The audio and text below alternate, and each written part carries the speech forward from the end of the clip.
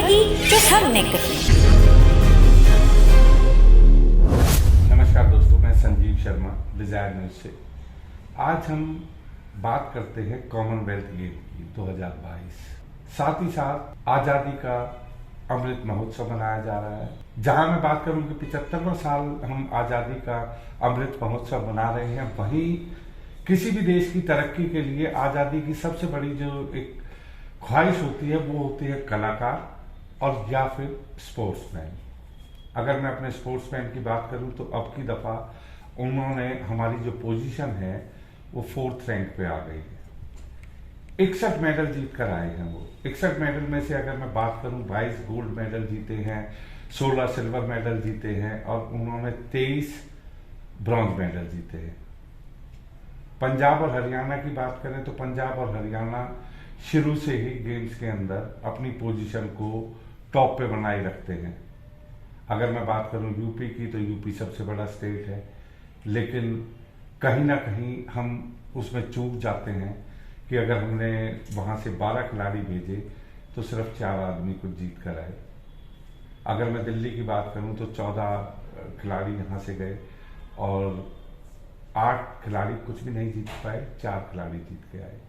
महाराष्ट्र, राजस्थान, ये कुछ ऐसे स्टेट हैं जहां पे इंफ्रास्ट्रक्चर है, लेकिन फिर भी कुछ ऐसी चीजें हो जाती हैं कि क्यों हमारे खिलाड़ी इतनी अच्छे तरीके से परफॉर्म नहीं कर पाते। 215 खिलाड़ी हमारे कॉमनवेल्थ गेम में गए थे 2022 में, जिसमें से टोटल 61 मेडल हैं। 61 मेडल कम नहीं होते किसी भी देश के लिए। 4th पोजीशन हमारी रही है। और अगर हम बात करें कि डिफरेंट स्टेट की अगर हम बात करें तो चाहे दिल्ली लगा लो, चाहे पौंडीचेरी लगा लो, अंडमान निकोबार लगा लो, तो 26 जगह से हमारे जो खिलाड़ी हैं वो कॉमनवेल्थ गेम के लिए गए थे। उनमें से 22 ऐसे रहे जिन्होंने गोल्ड जीतकर हमारे इस आजादी के पर्व को जो हम मनाने जा रहे हैं इसमें 4 चांद लगा दिए हैं। चाहे मैं पीवी संधू की बात करूं, चाहे पूनिया की बात करूं, ऐसे ऐसे खिलाड़ी हैं, रवि दहिया हैं, जिन्होंने पहले भी ये करिश्मे किए हैं। लेकिन कुछ जगह आके हम क्यों इतना पीछे रह जाते हैं कि स्पोर्ट्स एक ऐसी चीज है कि जिसके अंदर अगर हम चाहें तो हम क्या नहीं कर सकते। हरियाणा, पंजाब अगर टॉप करते हैं तो बाकी स्टेट पीछे क्यों रह जाते हैं। अगर मैं आज आपके सामने कुछ आंकड़े में रखना चाहूंगा कि किस अगर राजस्थान, उत्तर प्रदेश के खिलाड़ी कई जगह फेल रहे हैं तो मैं आपको बता दूं हरियाणा के 38 खिलाड़ियों में से 24 पदक जीते हैं, पंजाब में 26 में से 18 पदक जीते हैं, तमिलनाडु में 17 में से 4 जीते हैं, दिल्ली में 14 में से 8 जीते हैं, महाराष्ट्र में 14 में से 7 जीते हैं, केरल में 13 में से 5 जीते हैं, उत्तर प्रदेश जैसा कि मैंने कहा 12 में से 2 जीते हैं, झारखंड 8 में से 8।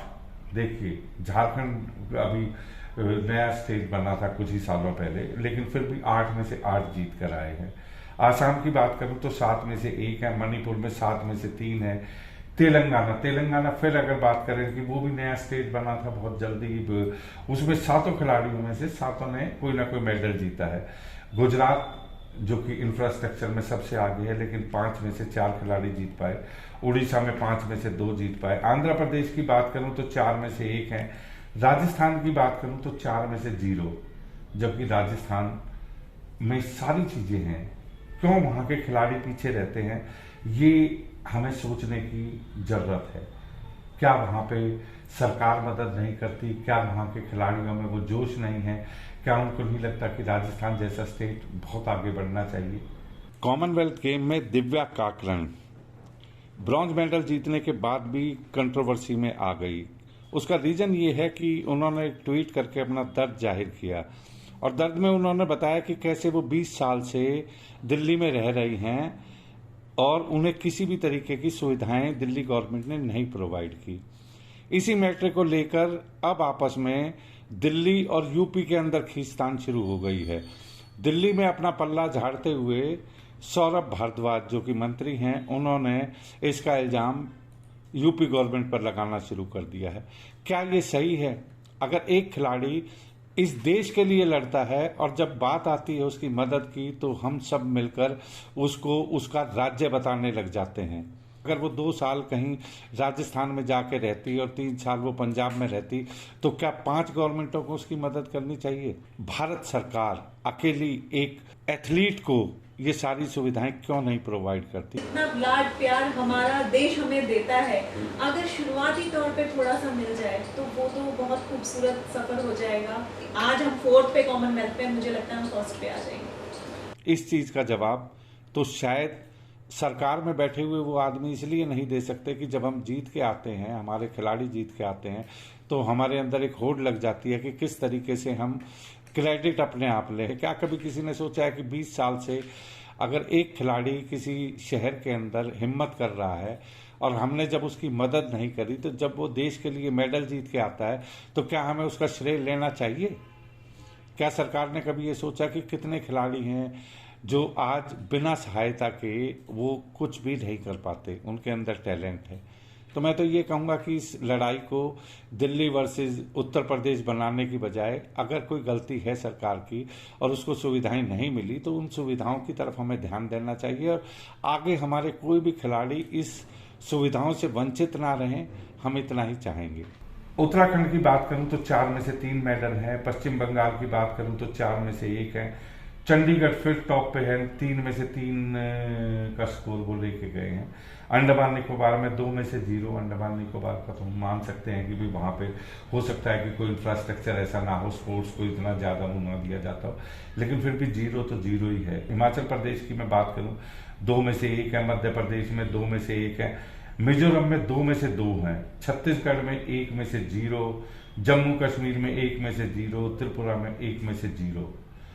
तो दोस्तों, कई दफा स्पोर्ट्स की तरफ कोई ध्यान नहीं जाता, तो उसका एक कारण है कि सरकार उनकी तरफ को सिर्फ उसी टाइम ध्यान देती है जब हमारे गेम्स होते हैं।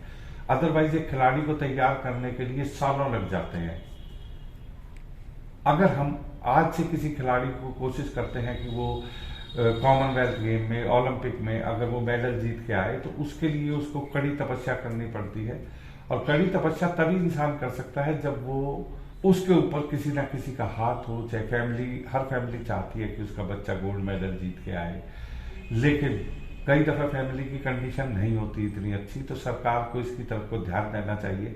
मैं सभी खिलाड़ियों को जो जीत के आए हैं और जो नहीं भी जीत के आए, जिनका जज्बा था वहां जाने का, जो लोग वहां पे गए, उन्होंने परफॉर्म किया। कई दफा ये होता है कि आपका लक भी है, लेकिन मैं कहता हूँ जितने खिलाड़ी हमारे कॉमनवेल्थ गेम में गए हैं, मैं आज़ादी के इस पर्व में उनको सबको तहे दिल से उनको सलाम करता हूं और उनके जज्बे को सलाम करता हूं। डिजाइन न्यूज हमेशा उनके साथ है, क्योंकि खिलाड़ी और कलाकार ये 2 ही हैं जो देश के लिए हमेशा एक जज्बे के साथ लड़ते हैं। कलाकार भी वही हैं कि कलाकार अपनी कला से लोगों को प्रोत्साहित करते हैं। इसी तरीके से अगर मैं बात करूं स्पोर्ट्स की, तो स्पोर्ट्स में भी जो हमारे स्पोर्ट्समैन हैं वो हमारे देश की आन बान और शान है।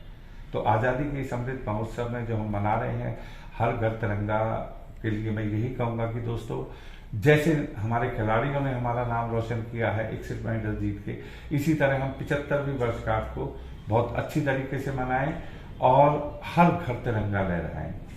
धन्यवाद दोस्तों, जय हिंद।